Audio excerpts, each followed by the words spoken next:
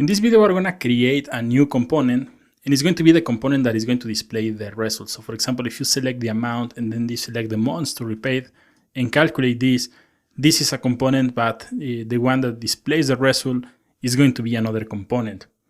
And we're going to build something that is called stateless functional components. So first, let me show you some information about React components. So let's see exactly what is a component and also the difference between the different types of components that we have in React.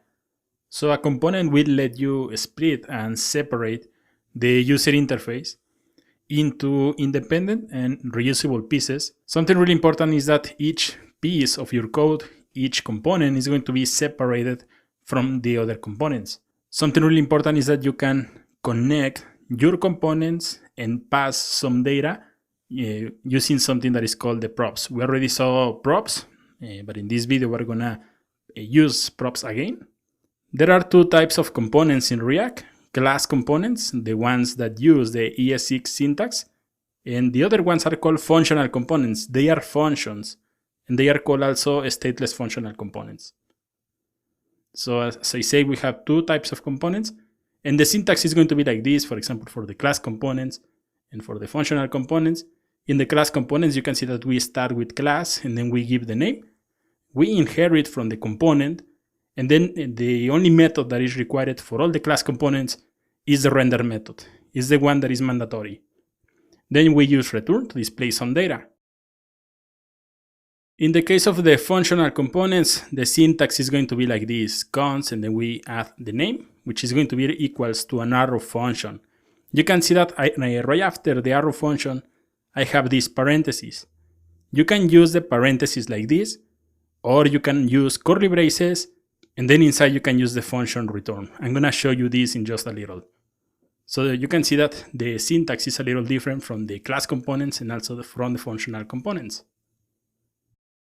So let's see some information about the functional components, the main advantages of using the class components and also the disadvantages.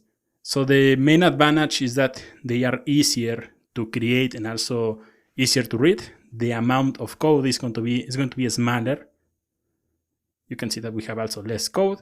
And something important is that you cannot use the keyword this. And this is a confusing topic in JavaScript. So it's something important that in the stateless functional component, you cannot use the keyword this. And some people say that they have better performance, but this hasn't been confirmed yet. In the disadvantage, we have you cannot use the lifecycle methods, component did mount, component will mount, and other methods that we have in the class components.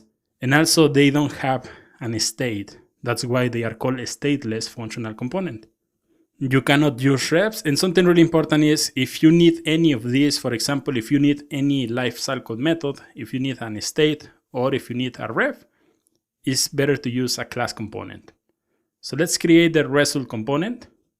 So here we are in the code. We're going to open the components folder. Let me click here to create a new file. And I'm going to call this one result.js. And we're going to add IMR. And this is going to import React from React. Also, we're going to add a stateless functional components. So it's going to be like this, SFC. And this is going to create the structure for the component. And we're going to add a name, which is going to be result. So you can see that we import React from React. And then we have this const result is going to be the name of the component. And then we export the default result.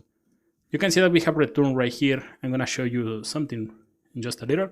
Let me add here an h1 that says from result.js. So we're going to save this and open the app.js, which is going to be the main component. And right after the form, I'm going to add the result.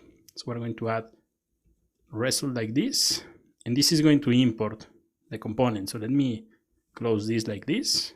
So we import the component. Let me show you something. In case that in your code you don't have something like this, you can type this manually. So you can save this and open the project. Let me open this.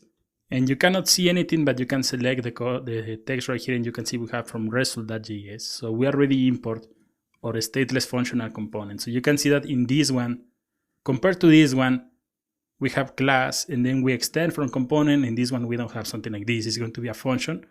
and the amount of code is going to be smaller. You can see that we have this return. You can also, let me cut this. You can remove this part, the curly braces, and the return function, and then use the parentheses. And this is going to be the return shorthand. So you can save this, and you can see the result is going to be the same. In some cases, you want to add, for example, let me show you how you can add a prop. So let me open the app.js, and here you can see we have the result. You can add something like text, and then you add equals to, this is the text, and then you open the result. If you remember, I say that you cannot use the this keyword. If you remember here on the form, we already have this .props. So since you cannot use the this keyword, you pass the props right here. So props, and then right after the return, you can use console.log props, and this is going to display the props that you are passing right here. So let me add right here something that says hello, just to return something right here. Let me save this, and now you can see we have hello.